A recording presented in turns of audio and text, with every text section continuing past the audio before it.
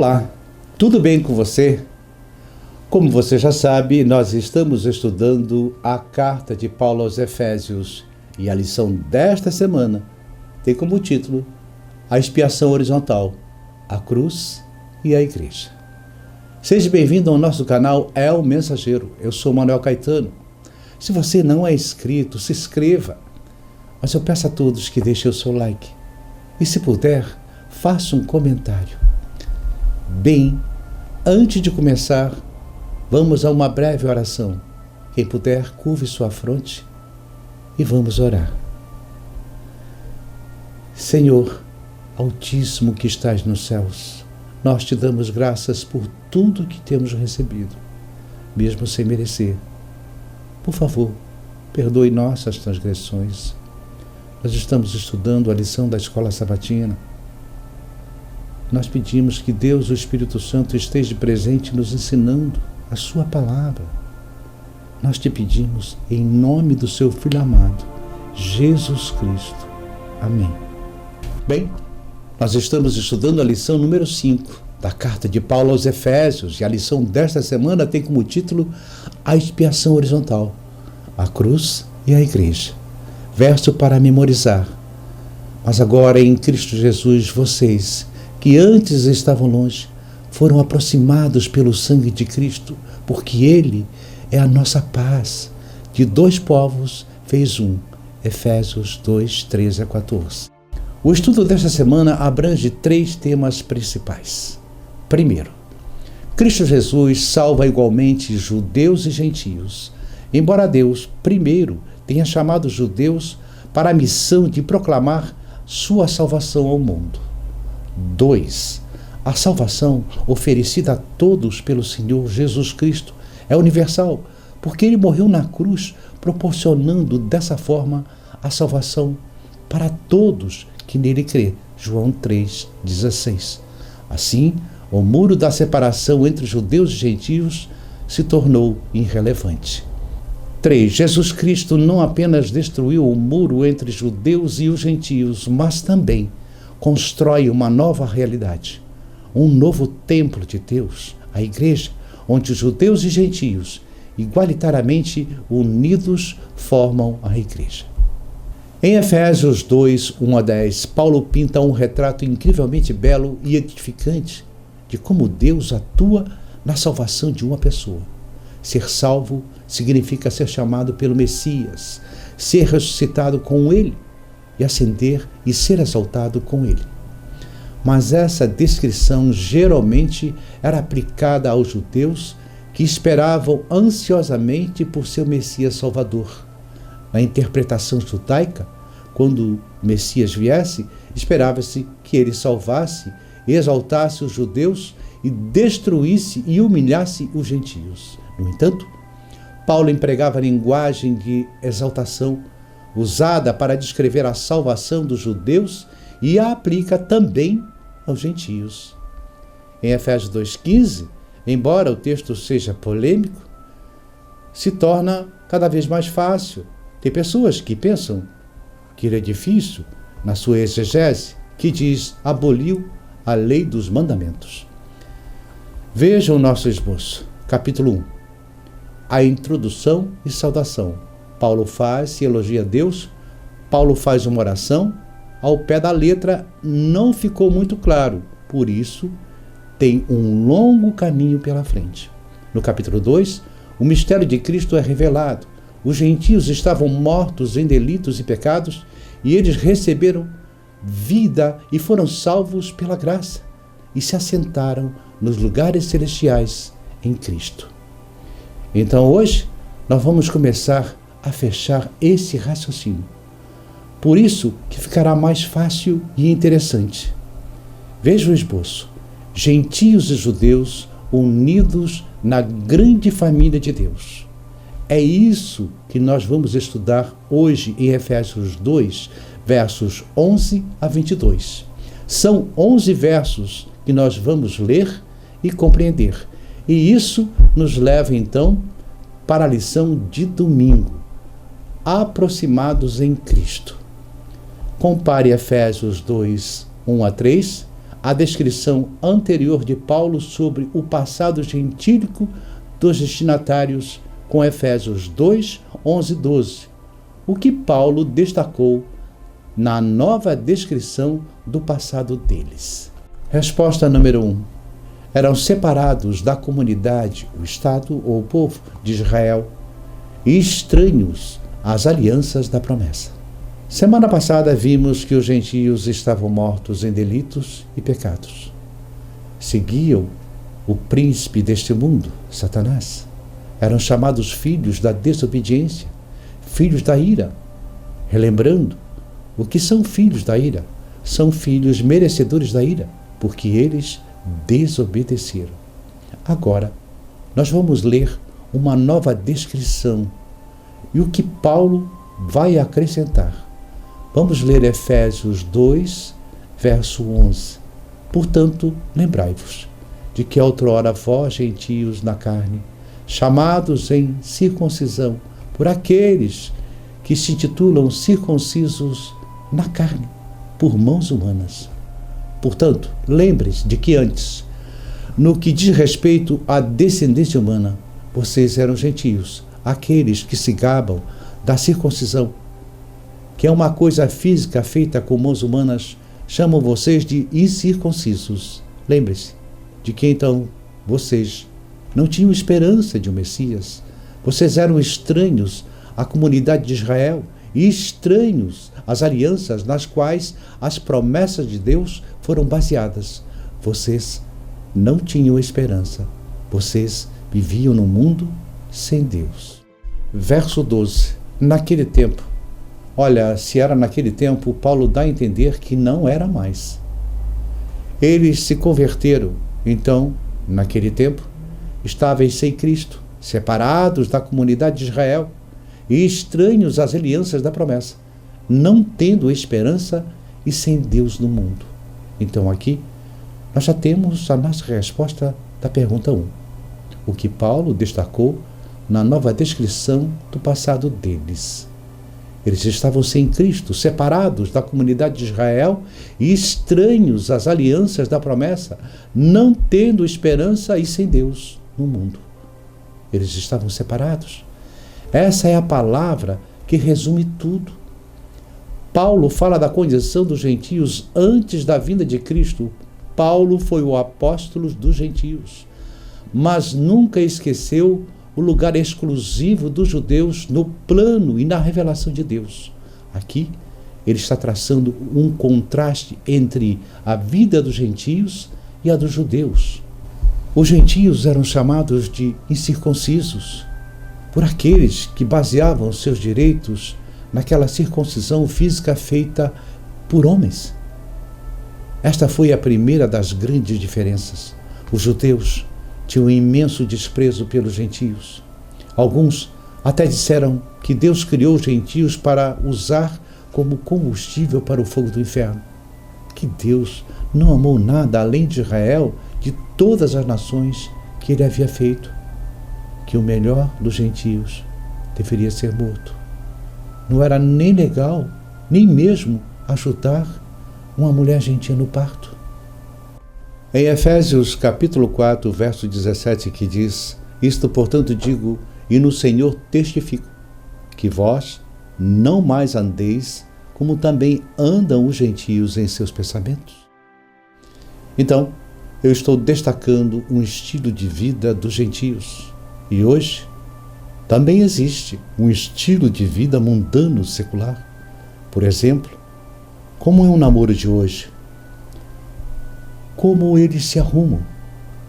Como são as festas, o ambiente, as roupas, o estilo de vida, a relação com o dinheiro? Qual é o tipo de educação dos filhos fora da vida cristã? Então hoje vivemos um estilo de vida gentílica. E Deus pediu para o seu povo ser separado do mundanismo.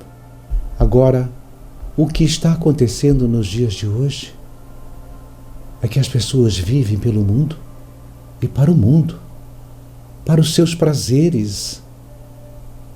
Mas Deus nos pede para proclamar a sua palavra, e tirar as pessoas do mundo é a nossa missão, a missão da igreja.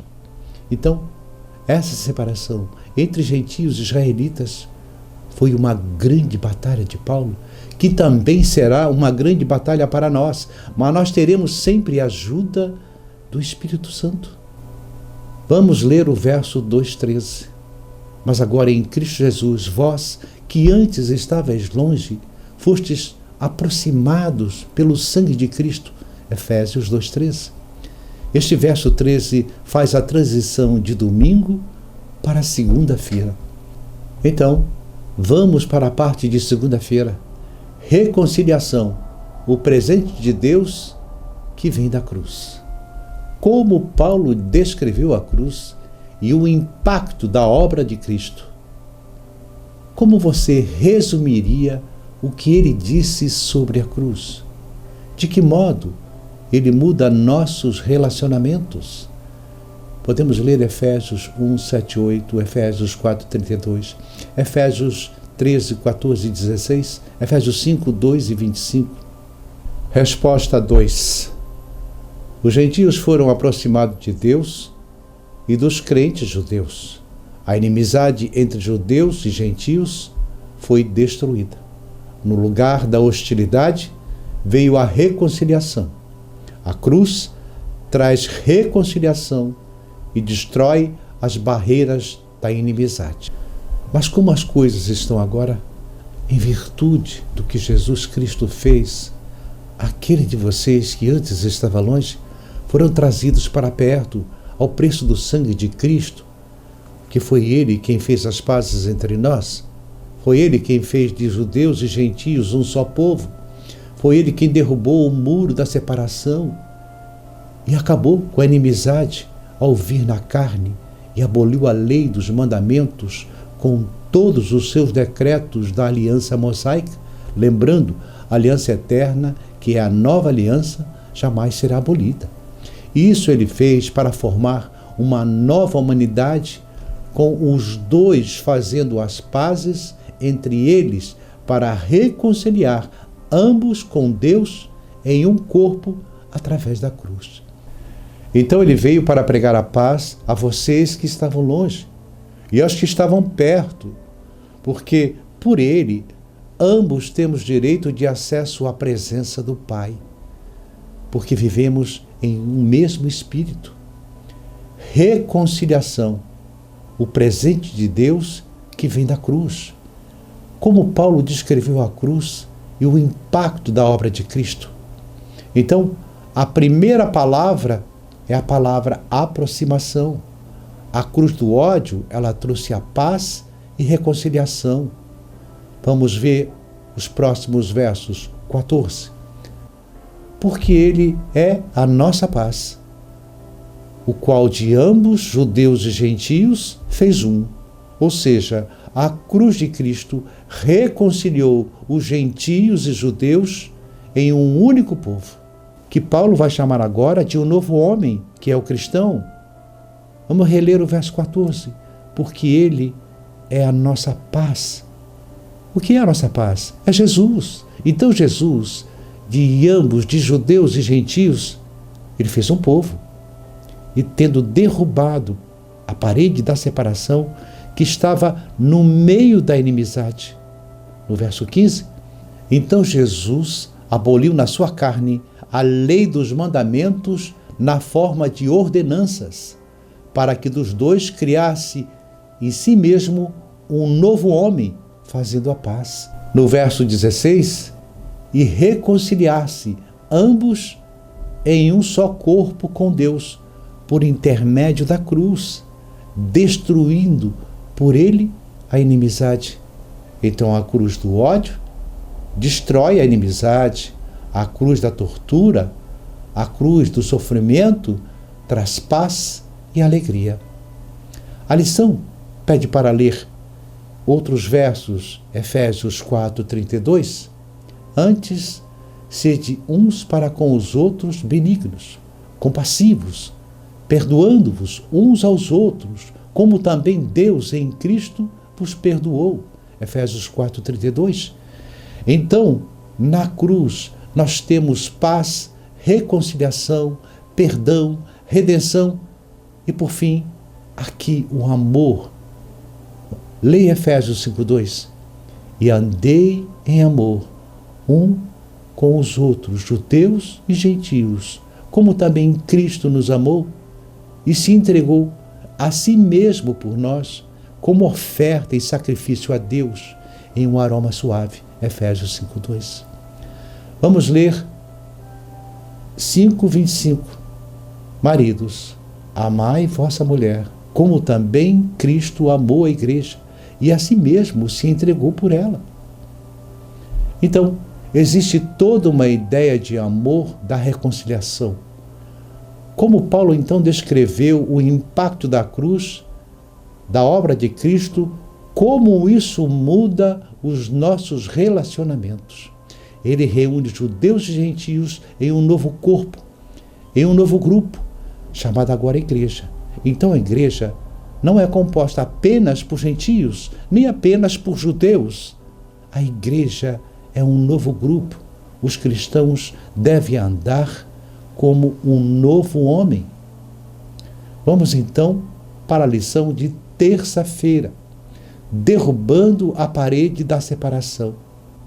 Que atitude Cristo tomou em relação à lei dos mandamentos na forma de ordenanças? Por que ele fez isso? Efésios 2, 14 e 15. Resposta número 3. Jesus derrubou a parede de separação, abolindo a lei dos mandamentos na forma de ordenanças. Os judeus usavam a lei cerimonial de forma indevida para discriminar os gentios.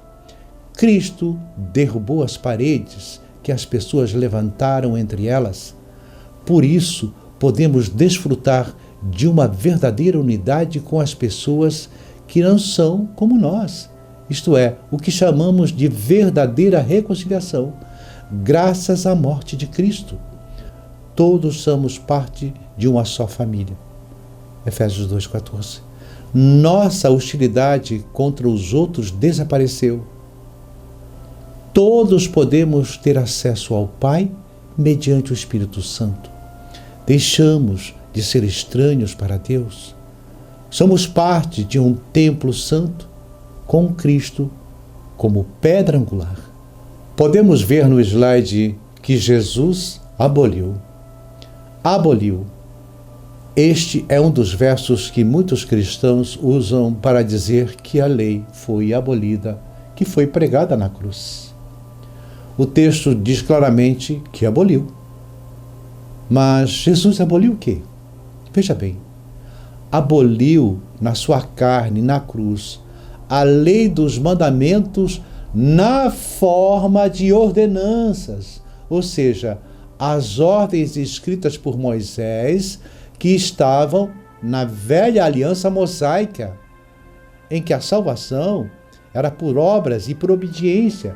Porém, os judeus recorriam à aliança eterna, à nova aliança.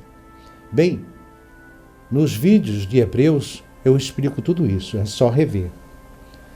No comentário de Ellen G. White, Efésios 2, 14 a 16, podemos ler: as cerimônias terminavam na cruz. As cerimônias relacionadas com os serviços do templo, que prefiguravam Cristo em símbolo e sombras, foram removidos no momento da crucificação, porque na cruz o símbolo encontrou a realidade, simbolizada tipo e antitipo, na morte da oferta verdadeira e perfeita, o Cordeiro de Deus. Romanos 3,31. Cristo foi crucificado, não a lei. A lei dos mandamentos vive e viverá pelos séculos eternos. Esta lei é a expressão do caráter de Deus, símbolos e sombras, oferendas e sacrifícios não tiveram mais valor depois da morte de Cristo na cruz. Mas a lei de Deus não foi crucificada com Cristo. Se tivesse sido, Satanás teria vencido tudo o que tentou conquistar no céu. Por esta tentativa, ele foi expulso das cortes celestiais. Ele caiu levando consigo os anjos que havia enganado. E hoje ele está enganando os seres humanos aqui na terra quanto à lei de Deus, dizendo que foi abolida. Em Efésios 2,16, reconciliar-se ambos em um só corpo com Deus, por intermédio da cruz, destruindo por ela a inimizade. Alguns cristãos entendem erroneamente que em Efésios 2,16, Paulo prevê a paz entre judeus e gentios por meio da abolição da lei mosaica. Duas observações importantes são cruciais e devem ser ressaltadas aqui. Primeiro, o contexto imediato de Efésios 2,16, de fato, aponta para uma ideia de que os gentios que queriam se unir ao povo de Deus encontraram um muro que os impedia de fazê-lo. Essa parede de separação era uma tragédia, porque Deus chamou Israel à sua graça e lhes deu missão de proclamá-la ao mundo. No entanto, os israelitas confundiram seu chamado para experimentar a santidade conferida pela graça com o isolacionismo e elitismo. Dessa forma, falharam em cumprir a missão que Deus lhe dera. Vamos então para a lição de quarta-feira. Jesus, pregador da paz. Vamos para a pergunta número 4. Como Paulo resumiu o ministério de Cristo em Efésios 2, 17 e 18? Resposta: Cristo pregava a paz e a reconciliação. Vamos ler Efésios 17. E vindo, evangelizou paz a vós outros que estáveis longe. Quem é que estava longe? Os gentios. E paz também aos que estavam perto. Quem é que estava perto? Os judeus. Verso 18. Porque ele, ambos, gentios e judeus, temos acesso ao Pai em um espírito. Jesus morreu por todos, por judeus e por gentios. Agora ele vai formar dos dois o corpo de Cristo, a igreja. No verso 19, assim, já não sois estrangeiros e peregrinos, mas concidadãos dos santos, e sois da família de Deus. Todos foram incluídos na família. Então ele trouxe paz para os que estavam longe e para os que estavam perto. Os judeus estavam perto de Deus porque tinham conhecimento prévio a respeito das Sagradas Escrituras e o adoravam em suas cerimônias religiosas. Os gentios estavam longe, já que conheciam pouco ou nada a respeito de Deus. Porém, nenhum grupo pode salvar-se por suas boas obras, conhecimento, nem sinceridade. Tanto um quanto o outro precisavam ouvir a respeito da salvação disponível através de Jesus Cristo. Ambos, judeus e gentios, agora estão na liberdade de vir a Deus através de Cristo. Deus se aproximou de todos nós. Vamos para a pergunta número 5. Como Paulo imaginava os crentes compartilhando a mensagem de paz de Jesus? Efésios 4:3, Efésios 6:14 e 15. Compare com Romanos 10:14 e 15, com Efésios 2:17 e 19, Isaías 52:7 e Isaías 57:19. Essa paz, ela é o conceito de Shalom. É a paz integral. Essa é a paz real com Deus. Essa paz na vida é a paz em todos os sentidos. E o que o Paulo imaginava que as pessoas fizessem, levassem essa paz para os outros. E aí ele diz em Efésios 6:15 que o nosso soldado está calçando os pés com a preparação do Evangelho da Paz. Então, as sandálias da paz têm um provérbio chamado sandálias da humildade. Devemos ser humildes, mas as sandálias da humildade e da paz, por quê? E ele cita Romanos 10:14 e 15, quão admiráveis são os pés daqueles que levam as boas novas, quão formosos são os pés dos pregadores, dos missionários.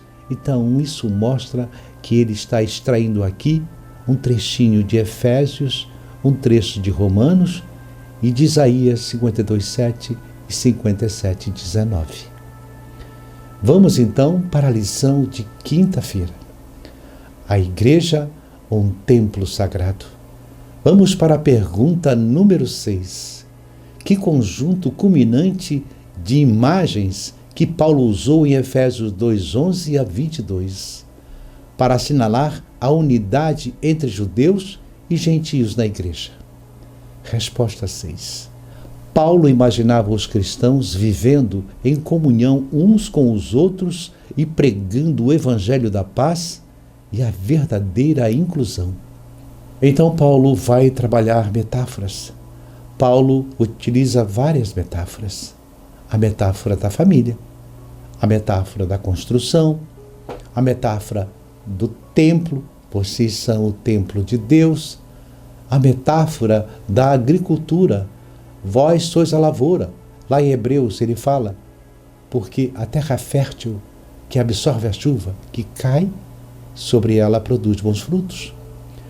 Todas essas metáforas Paulo aprendeu com Jesus. É Jesus quem fala. O reino dos céus é como um homem que plantou o trigo, mas o inimigo plantou o joio. Na metáfora da construção, Paulo pega com Jesus. Eu sou a pedra angular e a pedra que os construtores rejeitaram. Ela é a pedra da fundação, é a pedra fundamental. Agora existe a metáfora mais conhecida. Eu nem sei mesmo se é uma metáfora. Ela tem muito de realidade. É a metáfora judicial, que é a metáfora do julgamento que Paulo pega com Jesus. Então, todas essas metáforas de Paulo são estudadas. Na lição de quinta, explana muito bem Efésios 2:1 a 10. Ele vai falar da dimensão vertical. Vocês estavam mortos e Jesus resgatou vocês, vos dando vida, vos fazendo assentar lá no céu, nos lugares celestiais. E agora, ele uniu os judeus e gentios em um só corpo. Como? Pegou os gentios e os aproximou com os judeus. Então você tem uma dimensão dos versos 1 a 10 vertical. Agora, dos versos 11 a 22 é horizontal. O homem com o seu próximo. Vamos para a pergunta número 7. Como comparar o uso da metáfora da igreja com o templo nas seguintes passagens? Efésios 2:19, 1 Coríntios 3, 2 Coríntios 6, 1 Pedro 2, 4 a 8. Resposta. Os autores do Novo Testamento empregaram a metáfora do templo para visualizar a santidade da igreja, o papel de Deus na fundação e no crescimento da igreja e união dos crentes dentro dela. Vamos ler Efésios 2:19. Assim, já não sois estrangeiros e peregrinos, mas concidadãos dos santos, e sois da família de Deus. E a família mora onde? Uma casa, não é isso? 20. Edificados aqui, a metáfora da construção do templo do santuário de Deus, edificados sobre o fundamento dos apóstolos e profetas, sendo ele mesmo, Cristo Jesus, a pedra angular, no qual todo o edifício, bem ajustado, cresce para o santuário dedicado ao Senhor, no qual também vós juntamente estáis sendo edificados para a habitação de Deus no Espírito. Aqui você já vai se lembrar dos textos de Paulo. Pois sois o santuário de Deus, e o Espírito de Deus habita em vós. E ele fala, vós sois a lavoura, vós sois o edifício. E ele pergunta, vê como edificais. E o pecado que você comete contra o corpo é o pecado contra o edifício, e não praticar da reforma da saúde é um pecado contra o edifício. E eu pergunto para você, não praticar a reforma da saúde é pecado? Será que é importante? Quando você leva nas obras da carne glutonaria e bebedice. E quem não pratica a reforma da saúde, então é uma obra da carne.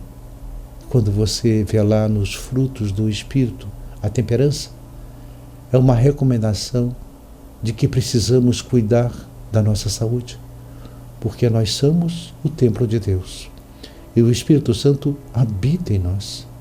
Se as pessoas estudassem a Bíblia, não precisariam de testemunhos, porque eles iam se lembrar que antes do dilúvio e após o pecado não se comia carne, nem se comia queijo e outras coisas. Mas aí Deus manda a irmã Ellen G. White para detalhar essas coisas. E mesmo assim, as pessoas dizem, não, eu fico com a Bíblia, eu não vou ler os testemunhos. Meu amigo, a mesma pessoa que mandou escrever a Bíblia, mandou a irmã White escrever aquele livro para você, nos dias de hoje, para o tempo de hoje. E eu quero perguntar para você, que tipo de edifício você está edificando? Que tipo de material você está usando no seu caráter? Jesus traz na metáfora da construção a parábola do homem que edificou sua casa sobre a rocha e outro que edificou sua casa sobre a areia. Veio o vento e a chuva e levar a casa construída na areia. Meus queridos irmãos e irmãs, nós devemos começar a nossa vida cristã nos méritos de Cristo, na justiça imputada de Cristo, Jesus, justiça nossa. Devemos, ainda que não tenhamos nos arrependido de todos os pecados, se ajoelhar em humildade perante Jesus e dizer, Senhor, eu não tenho nada para lhe oferecer. Eu vivo em constante pecado. Não tenho forças para vencer o pecado, mas eu quero. Eu preciso do Senhor. Por favor, me aceite como eu sou, me reconstrua. Faça de mim um vaso novo para ser seu servo. E andar reto por sua justiça imputada em mim.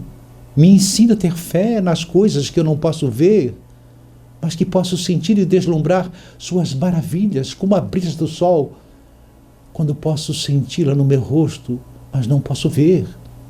Porém, posso ver os ramos das árvores balançando, assim como eu não posso vê-lo. Mas sei que o Senhor está aqui do meu lado. Me conceda perseverança, humildade. Entre todas as riquezas, eu peço apenas, me conceda a sabedoria. Derrame sobre mim o Espírito Santo, cele a minha testa e o meu coração. Escreva com letras bem grandes, este é o meu filho amado, com quem me comprazo. E ele verá o meu rosto no reino dos céus, quando estiver aqui.